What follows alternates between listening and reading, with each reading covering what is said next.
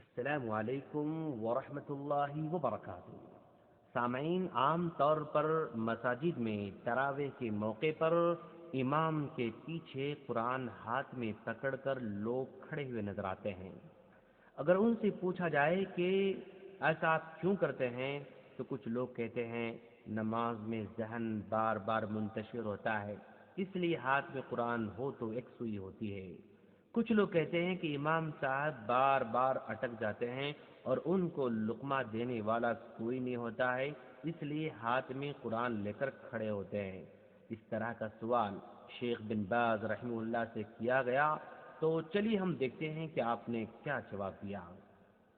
شیخ عبدالعزیز بن عبداللہ بن باز رحمہ اللہ فرماتے ہیں کہ امام کے پیچھے مصحف لے کر کھڑے ہونے کے بارے میں کوئی دلیل نہیں ملتی ہے، حالانکہ آدمی کو چاہیے کہ نماز میں خشوع اور اطمینان اختیار کرے اور مصحف کو نہ اٹھائے، بلکہ اپنے داہنے ہاتھ کو بائیں ہاتھ پر رکھے، جیسا کہ یہی سنت کا طریقہ ہے۔ اپنے دائیں ہاتھ کو اپنے بائیں ہتھیلی یا کلائی کے آس پاس رکھ کر اپنے سینے پر باندھے، یہی راجح اور افضل عمل ہے۔ لیکن اگر کوئی ہاتھ میں مصحف کو اٹھائے گا تو ہاتھ باندھنے کی جو سنت ہے اس پر عمل ممکن نہیں ہے، پھر یہ بھی ممکن ہے کہ اس کا دل اور نگاہیں مصحف کے صفحات اور آیات کی تلاش میں لگے رہیں گے اور وہ امام کی قرات سماعت نہیں کر پائے گا۔ میری رائے یہ ہے کہ کسی بھی آدمی کو امام کے پیچھے مصحف لے کر نہیں کھڑے ہونا چاہیے اور خاموش رہ کر تلاوت سننا اور مصحف کو نہ اٹھانا ہی زیادہ بہتر ہے اور سنت ہے۔ اور اگر کوئی یوں کہتا ہے کہ امام صاحب غلطیاں کرتے ہیں تو اگر اس کے پاس علم ہے تو وہ امام کو لقمہ دے سکتا ہے، اور اگر علم نہیں ہے تو کوئی دوسرا لقمہ دے سکتا ہے۔ اگر یہ مان بھی لیا جائے کہ امام سے غلطی ہو اور کوئی بھی لقمہ دینے والا نہ ہو تو اس سے کوئی نقصان ہونے والا نہیں ہے، صرف سورہ فاتحہ میں غلطی نہیں ہونا چاہیے، اور یہ بات جانی مانی ہوئی ہے کہ کوئی بھی امام سورہ فاتحہ میں غلطی نہیں کرتا ہے، یعنی ایسا عام طور پر ممکن نہیں ہے۔ اس کا مسئلہ صرف سورہ فاتحہ میں ہو سکتا ہے، کیونکہ سورہ فاتحہ نماز کا رکن ہے جسے صحیح ادا کرنا ضروری ہے۔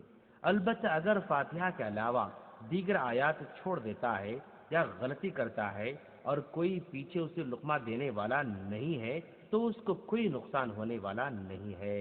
البتہ اگر کوئی امام کو بتانے کی خاطر حاجت کے پیش نظر مصحف اٹھا لے گا تو حرج کی بات نہیں ہے، لیکن کئی لوگوں کا مصحف اٹھا کر کھڑے ہو جانا یہ خلاف سنت ہے۔ بالکل یہی سوال شیخ صالح عثیمین رحمہ اللہ سے کیا گیا تو آپ نے جواب میں کہا، اگر کوئی امام کے پیچھے مصحف اٹھا کر کھڑے ہوتا ہے تو کئی زاویوں سے سنت کی مخالفت ہوتی ہے۔ سب سے پہلے انسان کا قیام کی حالت میں داہنے ہاتھ کو بائیں ہاتھ پر رکھنا ہے، لیکن قرآن پکڑنے کی صورت میں یہ سنت فوت ہو جاتی ہے۔ دوسری بات، اس میں بلا ضرورت بار بار حرکت کرنے کی ضرورت پیش آتی ہے، جیسے مصحف کو کھولنا، پھر بند کرنا، اپنے ہاتھ میں پکڑنا یا جیب میں رکھنا یا ٹیبل پر رکھنا، کچھ لوگ تو زمین پر رکھتے ہوئے نظر آتے ہیں۔ یہ سارے کے سارے کام قرآن پکڑنے کی صورت میں درپیش ہوتے ہیں، اور اس طرح کی حرکتیں نمازی کو نماز سے مشغول کرتی ہیں، یعنی اس کو ڈسٹرب کر دیتی ہیں۔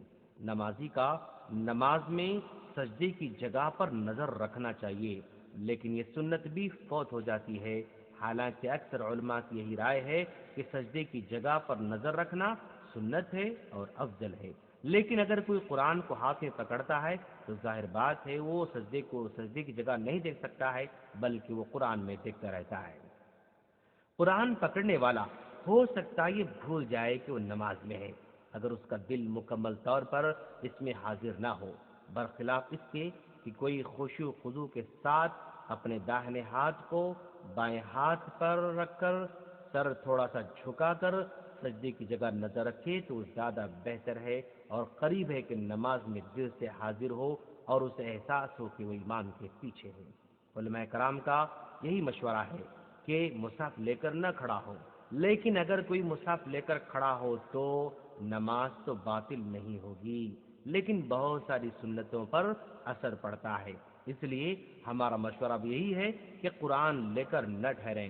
اگر آپ کا ذہن منتشر ہو رہا ہو تو اپنے دل کی اصلاح کر لیں، زیادہ ہی ڈسٹرب ہو رہا ہو تو نماز چھوڑ دیں، جا کر آرام کریں، کیونکہ ایسی ڈسٹرب والی نماز کی کوئی ضرورت نہیں ہے۔ جب آپ کا دل ٹھیک ہو جائے گا، ذہن ٹھیک ہوگا، پھر اٹھ کر آپ نماز پڑھیں۔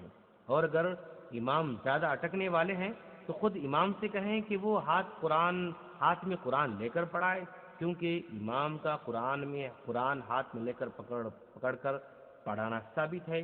اس سے مقتدی کو پریشان ہونے کی ضرورت نہیں ہے۔ ہم اللہ سے دعا کرتے ہیں کہ باری تعالیٰ تو ہم تمام کو شریعت کو سمجھ کر اس پر عمل کی توفیق عطا فرما۔ آمین۔ السلام علیکم ورحمۃ اللہ وبرکاتہ۔